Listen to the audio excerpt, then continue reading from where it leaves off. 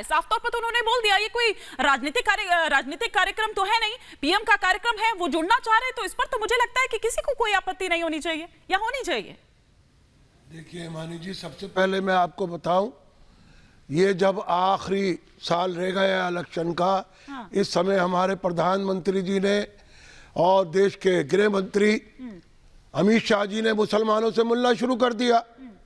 हम समझते हैं बहुत अच्छा कार्य होना चाहिए ऐसा, लेकिन ये दिखावा नहीं होना चाहिए। अच्छा। एक तरफ हमारी मौलाना आज़ाद जो है योजना का वो फंड ख़त्म किया जाता है, दूसरी तरफ कौमी काउंसिल बराए उर्दू लैंग्वेज का जो है बजट कुछ नहीं दिया जा रहा, उस पर तवज्जो नहीं दी जा रही। रहा सवाल ये, हमारे मदरसों पर ही क्यों खास नजरें इनायत हो रही हैं? इससे पहले वक्त गुजर गया मदरसों में, कभी नहीं सोचा, कभी हमें सर्वे के नाम से परेशान किया जाता है, कभी आसाम के अंदर हमारे मदरसों को खत्म करने की बात की जाती है, कभी कई मंत्री मदरसों के खिलाफ बयान देते हैं। कभी सोचे भी ना, आप चाहते हैं कि कभी सोचे भी नहीं, सोचे अच्छा है। हम कहते हैं अगर प्रधानमंत्री जी सच्चे दिल से हमारे लिए सोचेंगे, हम उनके लिए सोचेंगे। हम बिकाऊ माल नहीं है मुसलमान, हम मुसलमान नहीं है। हमने मायावती को भी अपनाया, हमने अखिलेश को भी अपनाया, केसीआर को भी अपनाया, समझ लेना। आपके सामने यहाँ सरवर जी बैठे हुए हैं, हमने आम आदमी पार्टी को भी अपनाया।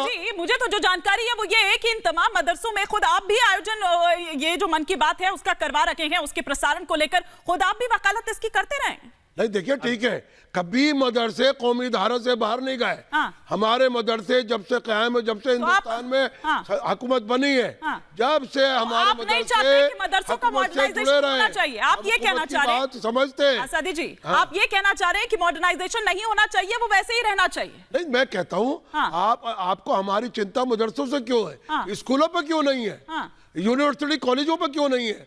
उनका ग्रांट तो आप देते नहीं है जो अक़लियती इदारे चल रहे हैं। अच्छा, जो मॉडर्नाइज एजुकेशन है, आप मदरसों में क्यों घुसना चाहते हैं? रिएक्शन ले लेती हूँ। नहीं, एक और बात कहता हूं हिमानी जी, एक बात और, अगर आपके गुरुकुल है उन पर तो कभी कोई चर्चा का विषय होता नहीं है, उन पर चर्चा करने की भी आवश्यकता है। ठीक है, मैं इस पर भी होना चाहिए, जवाब लूंगी। एक क्विक रिएक्शन में यहाँ सरवर जी का। देखिए हम लोग पिछले एक हफ्ते से ये अभियान चला रहे हैं कि जो डिप्रेस क्लास के मुसलमान हैं, दबे कुचले हैं, जिनके साथ पिछली हुकूमतों ने बेईमानी कर रखी है, सीधी सी बात, उनको हम लोग चाहते हैं मुख्य धारा से जोड़ना।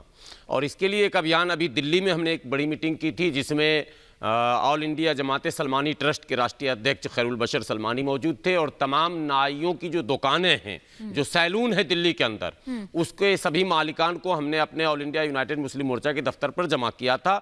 और हम लोगों ने ये तय कर लिया, उसकी तैयारी भी शुरू कर दी कि 100 बड़े सैलून पर लाइव टेलीकास्ट होगा प्रधानमंत्री जी के मन की बात का, सीधा सीधा। उसके लिए हम लोगों ने कई और इंतजामात करनी शुरू कर दी है। एलसीडी वगैरह लगाएंगे, कई जगह अगर बड़ा सैलून है तो वहां टेंट भी लगाएंगे, चाय नाश्ते का भी इंतजाम करेंगे। वजह इसकी यह है कि 100वां ये एपिसोड है प्रधानमंत्री जी का, और हम लोग की ये मंशा है कि हम लोग बहुत हो लिया ये कहते हुए कि ये आएगा तो ऐसा हो जाएगा, ये वो आएगा, यानी ये काट कर रखने की एक पॉलिसी है। हमने जिनके लिए भाजपा से हमने लड़ाई लड़ी, हिमानी जी आखिरी बात, ये मुल्क के मुसलमान सुने, जिन लोगों के लिए, जिन पार्टियों के लिए हम लोगों ने यानी मुसलमानों ने भाजपा के खिलाफ लड़ाई लड़ी, भाजपा को जबरन अपना दुश्मन बनाया, उन पार्टियों ने भी इस तबके के साथ इंसाफ नहीं किया है। इसलिए अब जरूरत है कि भारत का मुसलमान तेजी के साथ सत्ता के साथ चलना सीखे, सत्ता से लाभ लेना सीखे। सरकार आवाज लगा रही है, प्रधानमंत्री जी बुला रहे हैं, उसके बाद भी अगर हम विरोध करते हैं तो मेरी बेवकूफी होगी।